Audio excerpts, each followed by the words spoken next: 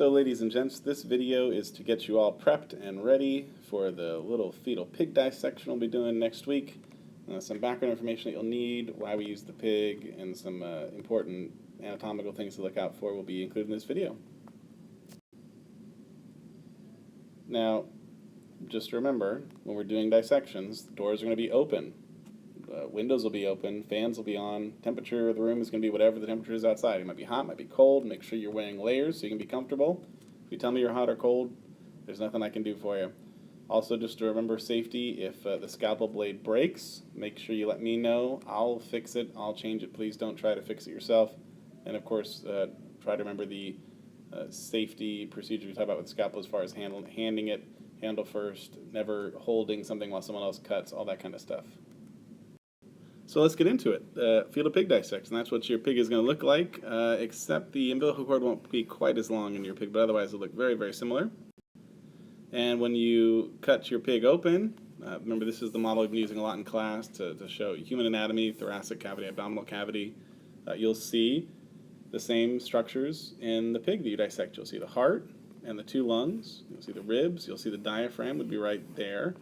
Right below the diaphragm is the liver, just as it is in humans. The stomach is back behind the liver. You have the small intestines leading to the large intestine. As you pull them out, you'll get to the kidneys, pancreas, etc. All the same anatomy we've been talking about in the human, we'll see it in the fetal pig. So this is the start of your notes on your little study guide that comes along with this video.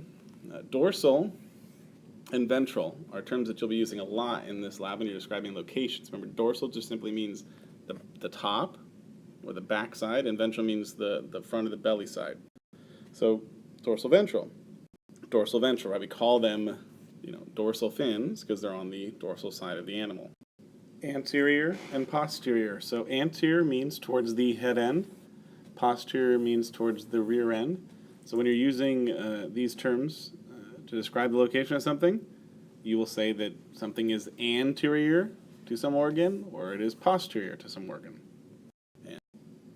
Anterior, posterior. The last term that you'll be using is lateral. Lateral simply means to the side of.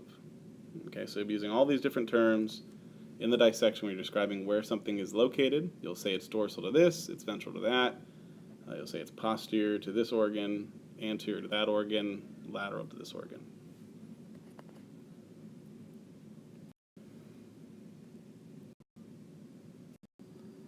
So let's just do one as an example for you. Let's say we're talking about the liver. We're going to describe where the liver is. Well, we're going to do in 3 dimensions. That's the kind of directions we want to give somebody. So we would say that it is posterior, so it's behind.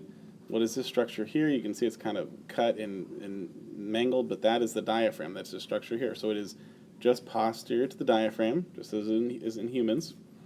And it is anterior, it's right above, it's right towards the head end of the small intestines. It's right along here.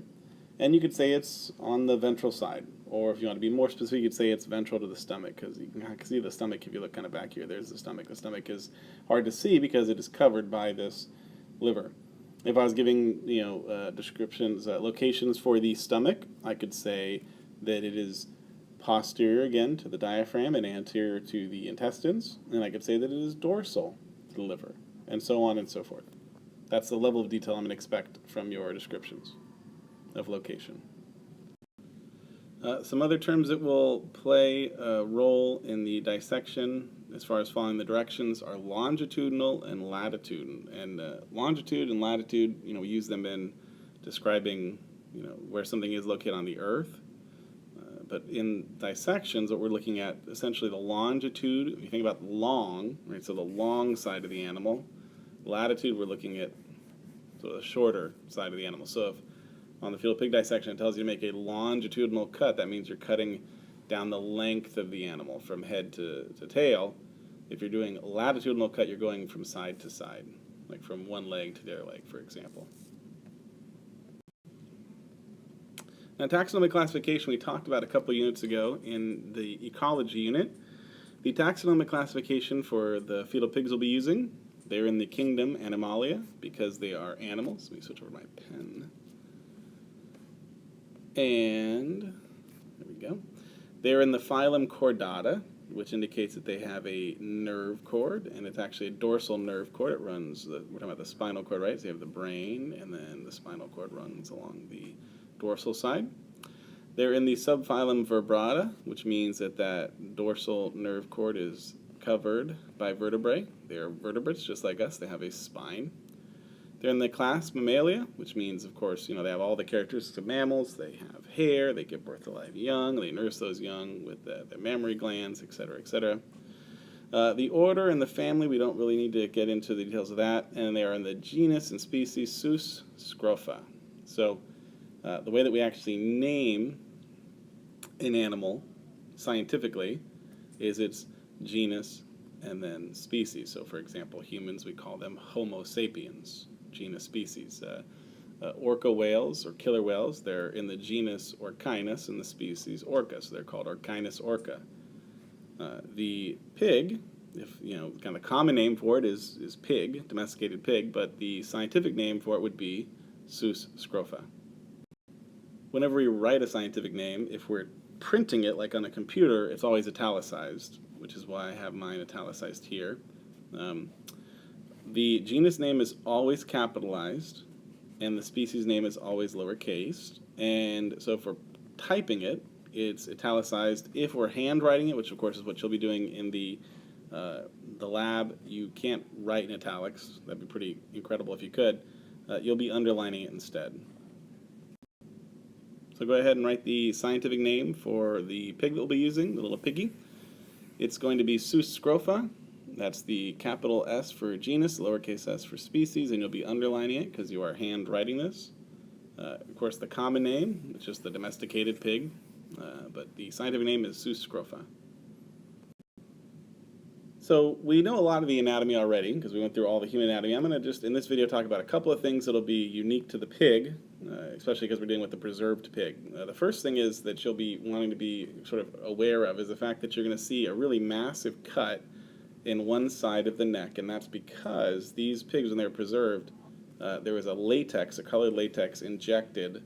They filled the arteries with a red latex, and you'll see the veins filled with the blue latex, which is kind of cool, so you can see the arteries and the veins when you do the dissection, but just realize you'll see that big incision, and that's what it's for.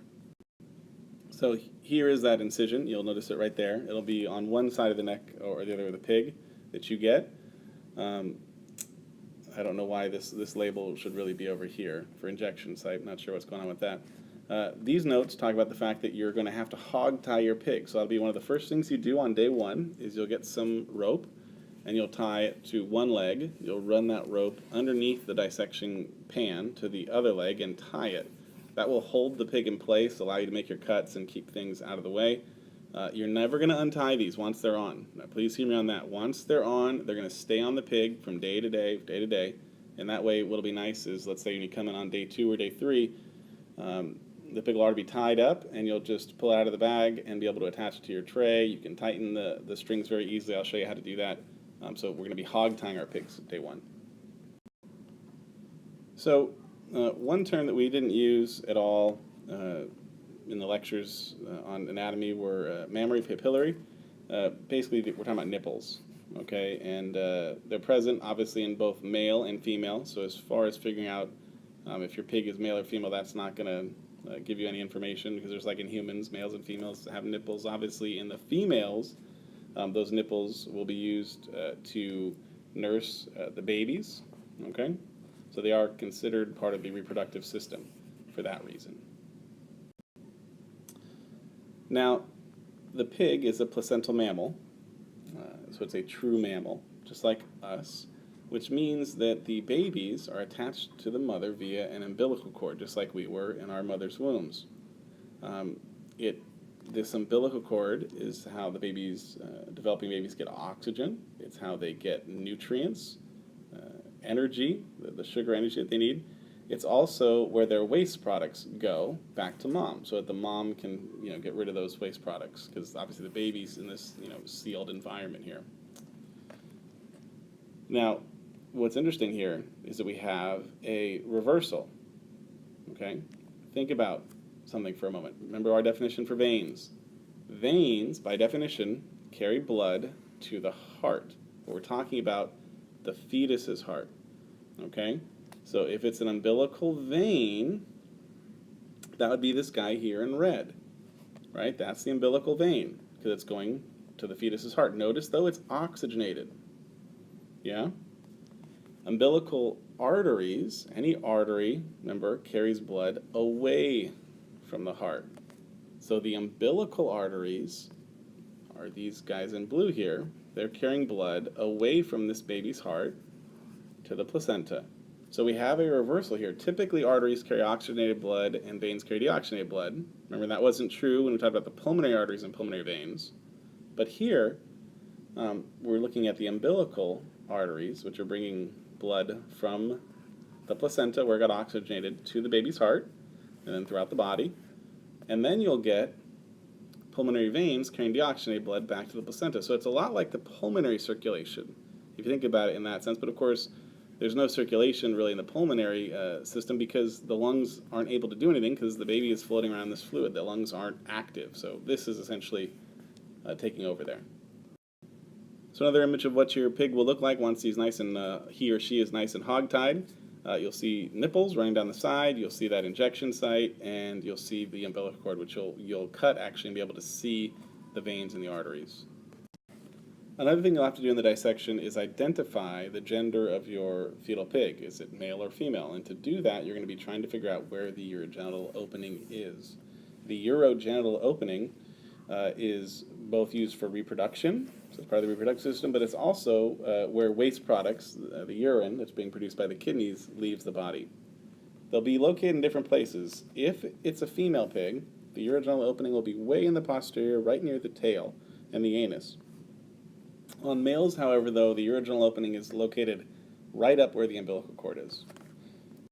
The pinna are the ears, and the ears are part of the integumentary system, or the skin. And the ears, remember, their main function is to funnel the pressure waves that we call sound into our ear where they can vibrate the eardrum or tympanum. External nares simply means the nostrils. So we obviously have two external nares. These are our two nostrils. Your fetal pig will have them as well. All right, they are part of the respiratory system because that's where the air is going to be rushing in and rushing out. That will wrap up our discussion of the external anatomy. Let's look at a few internal anatomy pieces I want to make sure that you know to be prepared for. For the internal anatomy, the first part that you know is the thymus gland, which we talked about in class. It's involved with the immune system. And one thing you want to keep an eye out for is that you're doing the dissection, it's going to be very large. It's going to end up being much larger than the thyroid gland, and that's because we're dealing with the fetus. And we talked about why it is that in a fetus and young children, the thymus gland is larger than it is when you're an adult. Another internal organ for you is the spleen, which really its function is to destroy worn out old red blood cells, and its main function is in the immune system. So any kind of infection that might be traveling in the blood, the red blood cells, it gets weeded out, if you will, in the spleen. So we'll end this video with one more picture showing what your dissection will look like at one stage. After you've made a few cuts, this cut, you can't see it, but it extends all the way up into the neck, and it's going to go all the way down to the far posterior end of the abdominal cavity. That would be a longitudinal cut. You'll also have a couple of lateral cuts coming off just below the rib cage. You can see, if you look right there carefully, that's actually going to be the diaphragm that you'll be pulling back so you can get into the thoracic cavity. And that'll create, then if you make some more lateral cuts here, this flap that you can pull down and pull out of the way. You'll see this huge organ here. It'll be the liver. The stomach will be just dorsal to the liver. The spleen runs right along here, so that's what you want to look for when you see the spleen. And then you've got your small intestine, which will be all over here, and then this will be your large intestine. And then as you pull them out, you'll find kidneys down along the back. The pancreas will be tucked in here near the duodenum, just as it is in humans. So I hope this video helped, and I look forward to seeing you next week for a really good week of dissection.